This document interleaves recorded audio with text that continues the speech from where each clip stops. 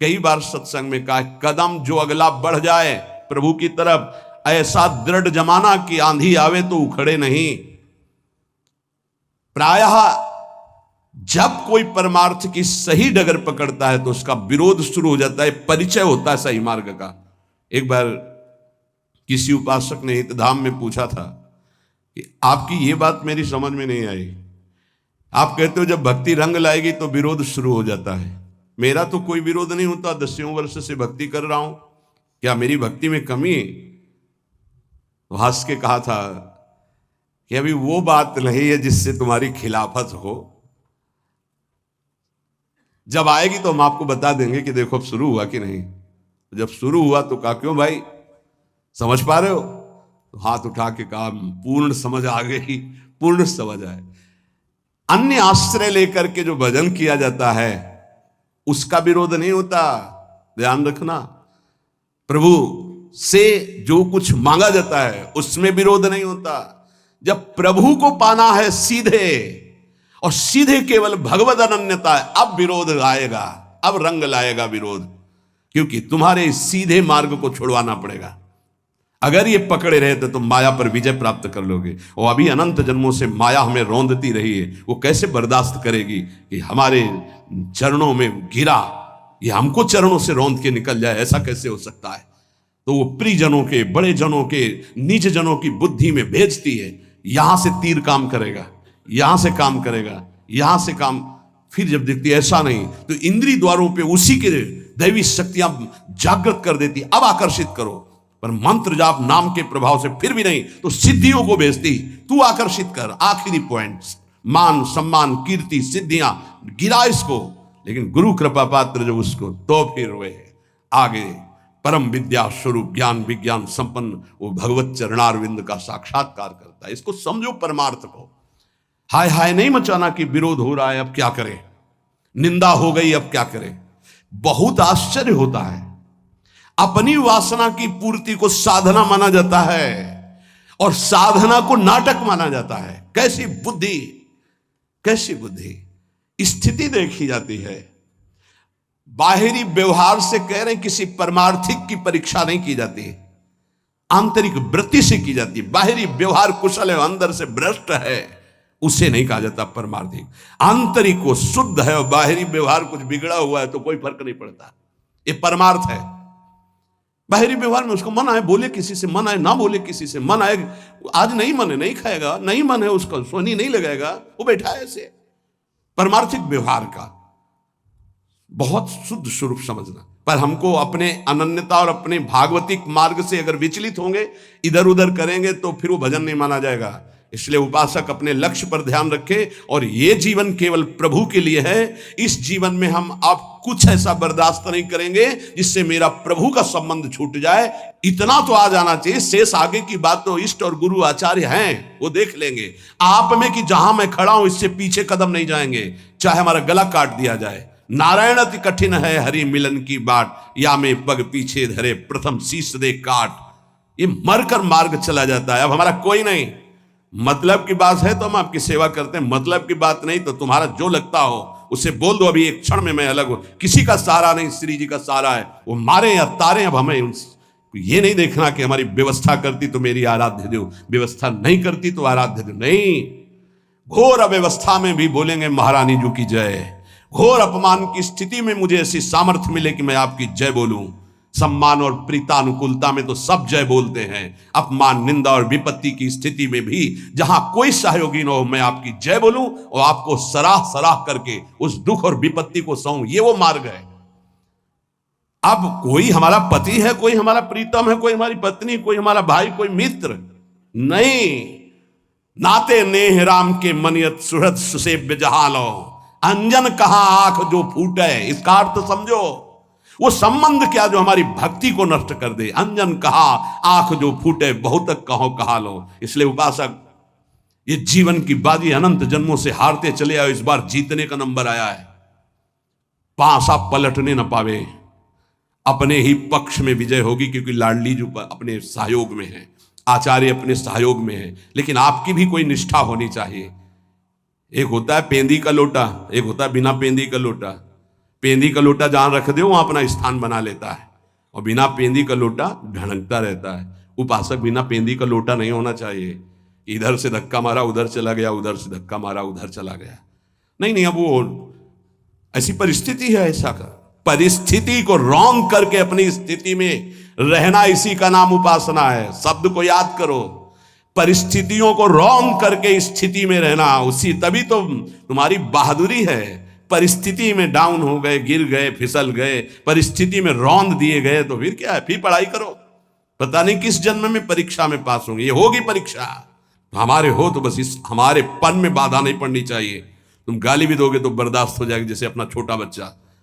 हमारे पन में फर्क नहीं पड़ना चाहिए। ये अपनापन, हमारापन स्वामिनी जी के प्रति यदि हम पहुंचा दिए तो अवगुण करे समुद्र सम गणत न पुनो, जाना आपका काम बन जाएगा।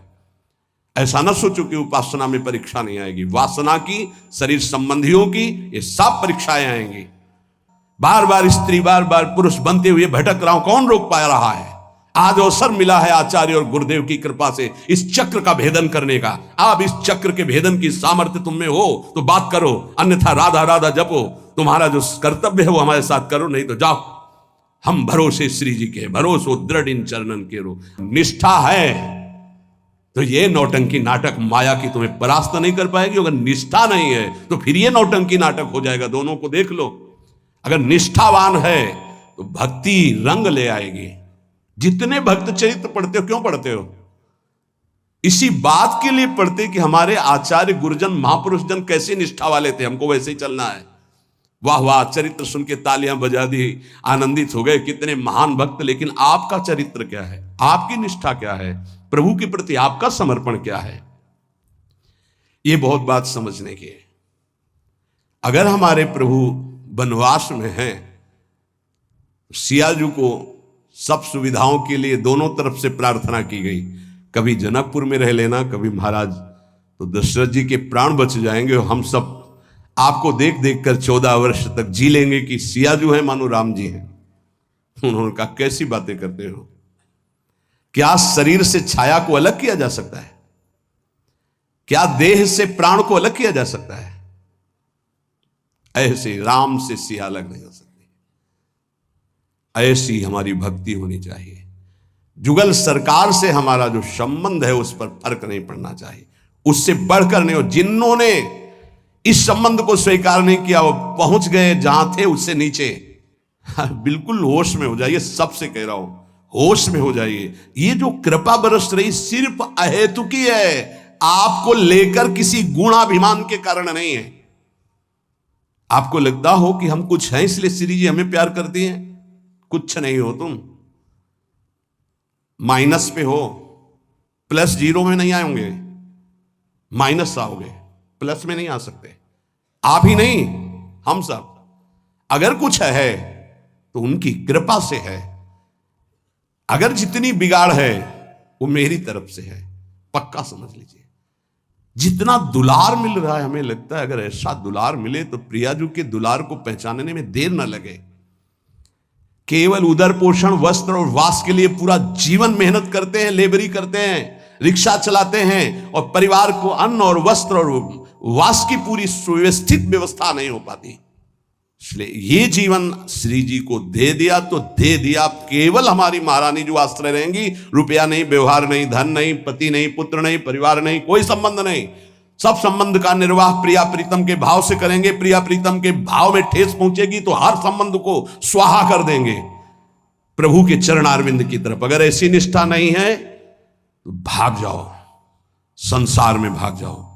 निष्ठावान ही इस मार्ग में आगे बढ़ सकता है, बढ़ नहीं पाओगे।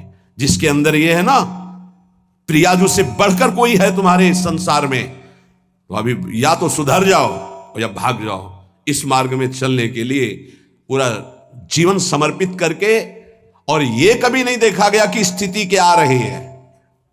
जैसी भी स्थिति है मैं राजी हूं, आप राजी हो ना, मैं राजी हूं। ये जीवन आपको दे दिया, आप जो मनावे सो करो, जो होली खेलो सो खेलो। ये आपका जीवन, चलेंगे तो राधा राधा कह के कदम आगे आपकी तरफ बढ़ेंगे। अब आप देखो कौन घसीटता है, कौन पीटता है, कौन पूजता है, कौन अपमान करता है, ये आपका विषय, मेरा विषय सिर्फ आप हैं। ये रोज सत्संग मिल रहा है आपको, ये कुछ दिनों के लिए सौभाग्य है, ध्यान रखना। जिस दिन श्री जी ने चाहा उसी दिन ये बंद हो जाएगा, चाहे शरीर रहे या न रहे, इसका कोई मतलब नहीं। अपने हृदय को देखो, बुरा जो देखन मैं चला बुरा न मिलिया कोई, जो दिल खोजूं आपनो तो मुंह से बुरा ना कोई। इसलिए बहुत सावधान, निरंतर नाम जपने का अभ्यास कीजिए। जो गुरु कृपा इष्ट कृपा है उसको अपने हृदय में रखिए कि ये आपकी कमाई नहीं है, ये धरोहर दी गई है। अगर आप इसकी अपमान वृत्ति अवमानना करेंगे, जो अवहेलना करेंगे, तो ये गायब हो जाएगी। ध्यान रखना, जिस दिन गायब हो गई उसी दिन संसारी हो जाओगे। शब्द याद कर लो, घोर संसारी। डट के भजन नहीं करोगे, शरीर से सेवा नहीं करोगे तो बुद्धि भ्रष्ट हो जाएगी और इनका दंड मिलेगा। जब पूरा भगवदाकार जीवन होता है तब ये बात पचती है। आप भगवान के मार्ग के पति के केवल उतना अधिकार है, 5 गृहस्थों के यहां जाओ, एक एक रोटी मांग के खाओ और गुजारा करो, खूब नाम जप करो, भजन करो। एक ये वृत्ति। एक है भगवत सहारे बैठे, जो आ गया सब मिल्क बांट करके पा लेते हैं, राधा राधा। एक ये वृत्ति है, वो माधुकरी वृत्ति है, आकाश। एक है कि पड़ा हूं चेष्टा भी नहीं करूंगा, अजगर वृत्ति, वो अद्भुत जनों की होती है। एक वृत्ति में रहो। यहां एक वृत्ति है, आकाश वृत्ति। अधिकतर इसी आकाश वृत्ति का सेवन पूरे जीवन में किया है। मेरे प्रभु जो मेरे सामने भेज देंगे उसकी व्यवस्था होगी, याचना नहीं, कोई फीस नहीं, किसी से किसी भी तरह का कोई इशारा नहीं। अगर कोई इशारा करता है तो दंडनीय अपराध है हमारे यहां, इशारा भी नहीं कर सकते। ये केवल आकाश वृत्ति, आकाश वृत्ति भगवत आश्रय। 100 रुपये आ जाएगा, उसके अनुसार काम होगा। 4 रोटी होंगी तो एक एक टुकड़े बांट करके खा लेंगे, राधा राधा रटेंगे, मांगेंगे नहीं किसी से। इसमें किसी का टैक्स नहीं, कोई फीस नहीं, कोई इसमें हमारा प्रतिग्रह नहीं है। मेरे स्वामिनी के द्वारा भरण पोषण, ये जो आपको मिल रहा है भिक्षान्न से भी पवित्र है, क्योंकि आकाश वृत्ति के द्वारा मिल रहा है। और ये जो आप वृत्ति को सोचते हैं आप, बहुत कठिन है भगवत मार्ग की डगर। बढ़िया अवसर मिल गया, समय बहुत आगे बढ़ चुका है। अपने जीवन में निष्ठा आपको दिखानी पड़ेगी। ये मत समझो कि खा पी के एड़ा के समय व्यतीत कर रहे हैं, नहीं। प्रश्न आएगा सालाना और छमाही। छमाही हल्का होगा, सालाना बहुत गहरा होगा। और अगर 10-12 वर्ष हो गए तो फिर फाइनल का जो प्रश्न होगा वो सिद्धावस्था की तरफ ले जाने वाला होगा। फाइनल में जानते हो कैसा प्रश्न आता है? हाई क्वालिटी का भोग। शब्द समझ लो, जीवन में जो सोच तुमने की होगी, कल्पना, उस कोटि का भोग आएगा तुम्हारे पास। भोगो, फ्री भोगो, कोई संकोच नहीं, कोई भय नहीं, कोई नियम नहीं, कोई मर्यादा नहीं। क्या चाहिए तुम्हें, यह आखिरी है तुम्हारा। अब लगा कि भगवान तो मिल ही जाएंगे यार, आज नहीं तो कल मिल जाएंगे। ये जो एकदम ऑफर आया है इसको तो स्वीकार कर लेते हैं। नहीं, ये 12 वर्ष वाला फाइनल का प्रश्न है, तुरंत भूमिका बदलेगी। अगर आप जीत गए तो तुरंत अध्यात्म की भूमिका बदलेगी और आप ऊपर उठ जाएंगे। पर प्रायः जो गुरु कृपा पात्र नहीं है वो ऐसी जगह फेल हो जाता है, वो ऐसा धम में से गिरता है कि दोबारा चढ़ना मुश्किल हो जाता है। आ सकती है, जा नहीं सकती, आ सकती है, जा नहीं सकती। स्त्री में आ सकती, पुरुष में आ सकती, भोगों में आ सकती, आ सकती है, जा नहीं सकती। इसलिए साधक सावधान। हमारा केवल एक लक्ष्य प्रियालाल, चाहे अब जो कुछ हो जाए कदम पीछे नहीं, चाहे निंदा हो, स्तुति हो, भूखो मरूं, कुछ भी हो। अब हमारा जीवन केवल प्रियालाल के लिए। इसमें कोई बाधा करे तो सर्वस्व त्याग करके खड़ा हो जाए मार्ग में। विश्वास अगर है दृढ़, ये तो क्या है जो आंतरिक जिस महल में वास मिला हो बड़े बड़े ऋषि मुनियों के लिए दुर्लभ है। इसलिए ये हरिवंश बल से कह रहा हूं, ये गुरुदेव के बल से कह रहा हूं, ये अपनी निष्ठा में फिसलना मत। हम नीच हैं, अदम हैं, पर स्वामिनी जी के हैं बस। इसलिए चल जाओ ठीक से श्री जी की तरफ और श्री जी को प्राप्त हो जाओ। होना ही पड़ेगा, नहीं तो रोना ही पड़ेगा। और इस रोने के आंसू पूछने वाला नहीं मिलेगा जब परमार्थ से भ्रष्ट होकर कोई रोता है। इसलिए अब चलो, अब लो नशानी अब ना नशे हो। आज तक जो हुआ राधा राधा, अब आगे हमारे जीवन का लक्ष्य केवल लाडली जो है। ये बात समझ लो, हमारे जीवन में अब कुछ भी घटे श्री जी के सिवा हमारा कोई नहीं है। यह शब्द बोलना पड़ेगा आपको, ये हृदय में तुम्हें उतारना पड़ेगा और इस कसौटी में तुम्हें पास होना पड़ेगा कि श्री जी के सिवा हमारा कोई नहीं। अब इसको आप कितने वर्षों में दिखा पाते हैं? ये जिस दिन दिखा दोगे उसी दिन अवस्था आ जाएगी जिस अवस्था के लिए हम तड़प रहे हैं कि हम प्रियाजू के लिए रोएं, प्रियाजू हमारे मानस पटल पर छा जाएं। राधा वल्लभ लाल।